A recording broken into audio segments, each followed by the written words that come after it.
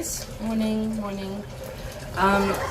Today we're going to do the canning of butter, and I want to show you things that I feel is a necessity. I have enough blisters, you know, in my canning lifetime to tell you that this is pretty important to have for you. It's not available in South Africa, most of these things. You can get some of the funnels, but the tongs, the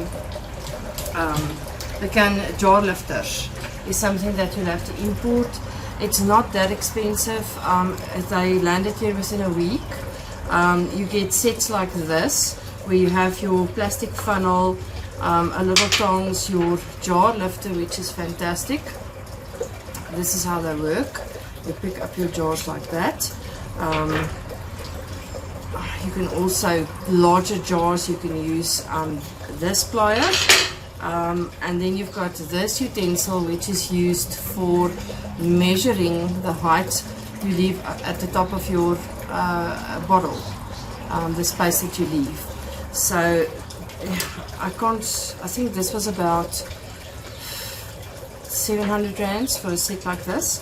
You can also just use your tongs, which is this is your essential part. A double set like this was 700 rands, landed in South Africa, and this is the original balls canner. It's fantastic, but not necessary. An essential thing for canning is a larger funnel like this. The hole is bigger for when you're doing canning of fruits that you need to put in your bottles. If you don't have a funnel like this, it becomes very difficult to do. I use this for a lot of things in my kitchen. I wanted the metal ones. I think they're more durable. But if you buy a set like this, for instance, it does include a plastic one, which I see the Americans are using all the time. So if you prefer that, that's a cheaper option. We're going to do butter today, which is something weird. People ask me, why do you want to can butter if you can save it in the fridge? It's very easy. If the electricity goes down, the grid goes down for any reason whatsoever, then you don't have butter. Your butter will go rancid, and if you can it, you can actually save it up to 5 years in your can if it's properly canned.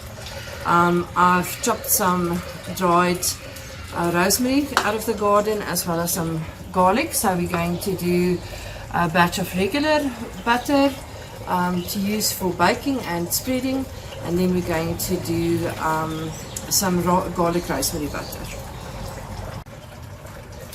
Real butter is a pretty expensive item and getting more expensive by the day.